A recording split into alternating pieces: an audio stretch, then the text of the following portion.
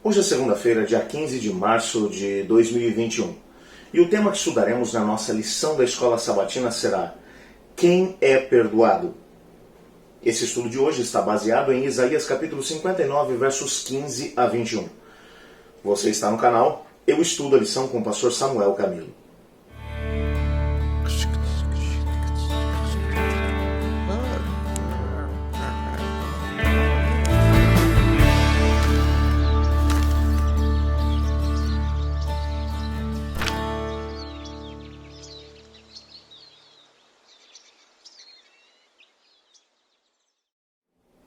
Para uma correta compreensão de Isaías capítulo 59, que vai pintar o quadro da situação da humanidade, uma situação desesperada, porque na perspectiva desse capítulo, os pecados da humanidade separam a humanidade de Deus. Levantam como se fosse um muro que faz com que a humanidade esteja completamente separada de Deus.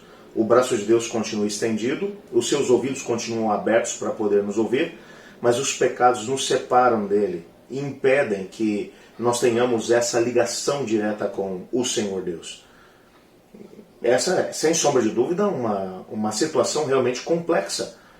E quando olhamos para a Bíblia como um todo, tentando analisar o que é que a Bíblia fala a respeito do problema do pecado, nós ficamos ainda mais alarmados.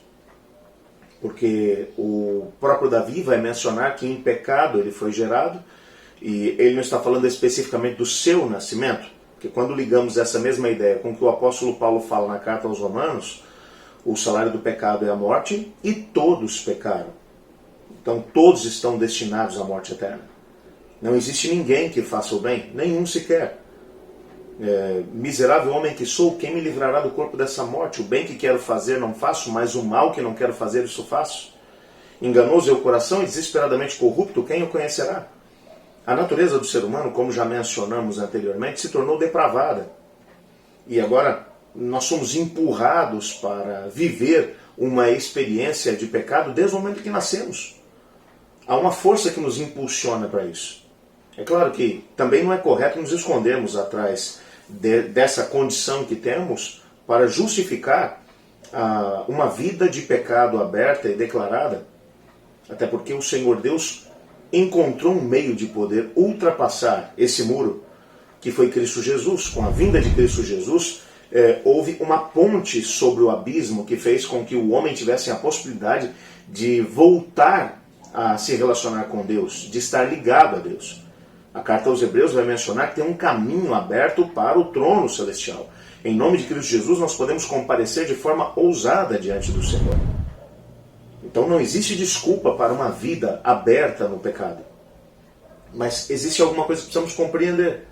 Apesar do salário do pecado ser a morte, apesar de todos pecarem, da nossa situação ser uma situação realmente impossível de ser resolvida na nossa força e no nosso poder, porque mesmo quando tentamos fazer o bem, não conseguimos, porque a tendência do nosso coração é má, a única opção que nos resta é nos lançarmos nos braços de Cristo Jesus e confiar no que Ele fez por nós na cruz do Calvário. Haverá um momento em que todos nós teremos que comparecer diante do tribunal de Cristo. As Sagradas Escrituras mencionam isso claramente. Cristo Jesus é ao mesmo tempo o juiz, o advogado de defesa. Os anjos do Senhor, bem como os seres dos outros mundos, analisam aquilo que está acontecendo dentro do contexto do julgamento. Antes da vinda de Cristo Jesus, esse juízo está acontecendo. Depois do retorno de Jesus, durante os 1000 anos, os salvos terão a possibilidade de olhar, de analisar as decisões tomadas para estabelecer a sentença para aqueles que não se entregaram a Cristo Jesus. Mas a grande pergunta que algumas pessoas fazem é, na hora que o meu caso for levado em consideração diante de Cristo Jesus, o que é que vai ser levado em consideração? E algumas pessoas tentando fazer uma pressão psicológica em cima do pecador dizem, se você deixar de confessar um único pecado, então você estará completamente perdido diante do Senhor. Existe uma ênfase muito grande naquilo que são os atos pecaminosos. Os atos pecaminosos, como já mencionamos, eles são um reflexo de um problema interno que nós temos no nosso coração. Nós somos pecadores e por isso pecamos. Nós não cometemos atos pecaminosos e por isso somos pecadores. Não, nós somos pecadores, por isso pecamos. O único meio de poder resolver esse assunto é nos lançando sobre a graça de Cristo Jesus. Porque se formos muito honestos e formos analisar apenas aquilo que aconteceu no dia de ontem, cada uma das intenções, cada uma das atitudes que tomamos, cada pensamento, cada situação que teve, se você for pegar minuto a minuto cada coisa que você viveu, desde a hora que você acordou até a hora que foi para a cama, quantos pecados foram cometidos? Se nós tivermos que viver uma vida baseada nos atos pecaminosos que nós cometemos, não faremos outra coisa. É exatamente por isso que nós somos convidados a lançar sobre Cristo a nossa ansiedade, porque Ele tem cuidado de nós. E mais do que isso, se confessarmos nossos pecados, Ele é fiel e justo para nos perdoar os pecados. E ao mesmo tempo, é pela graça que somos salvos. Isso não vem de nós, é dom de Deus. Por isso, através da graça, mediante a fé, nós podemos ser salvos. No momento que o nosso nome for levado em consideração diante do juízo, há uma pergunta apenas que tem que ser respondida. A pergunta é: o Samuel foi perdoado? Ele lançou mão da graça de Cristo Jesus? Ele confiou nos méritos de Cristo Jesus na cruz do Calvário e a graça maravilhosa de Deus repousou sobre ele? Porque se isso for uma realidade, então o que vai ser levado em consideração não foi o que eu fiz, mas o que Cristo fez por mim.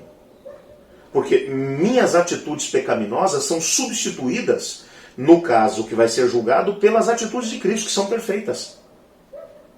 Então, se eu fui perdoado, se a graça de Cristo foi colocada sobre mim, então o que vai ser levado em consideração no julgamento não foi o que eu fiz ou deixei de fazer, mas o que Cristo fez.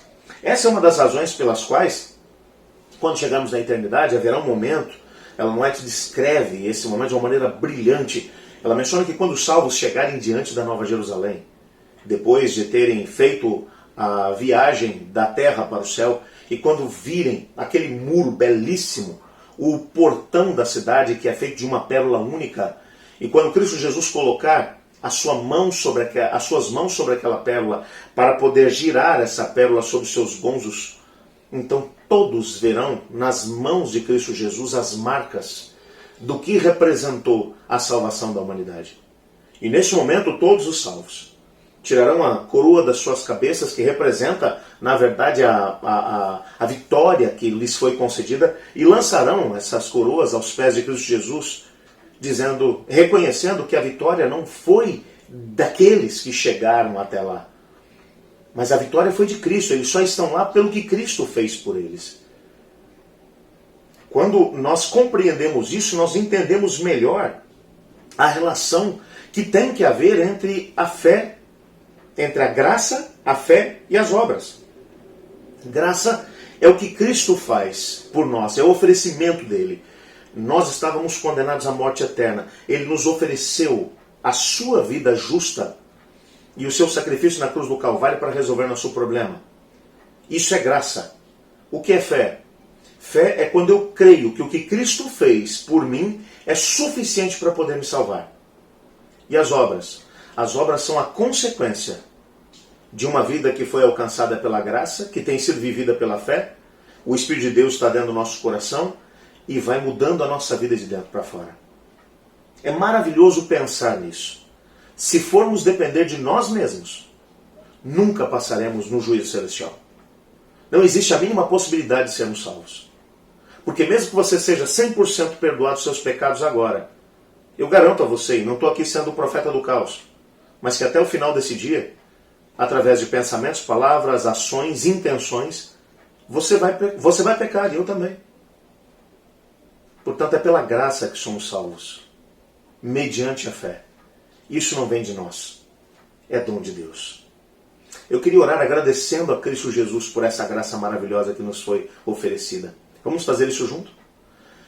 Obrigado, Senhor, por tua graça, e obrigado porque através do Senhor temos a certeza da salvação e da vida eterna. Nos colocamos em tuas mãos, pedindo que o Senhor nos aceite como somos, pois é em nome de Jesus que oramos. Amém. Eu estudo a lição. E você?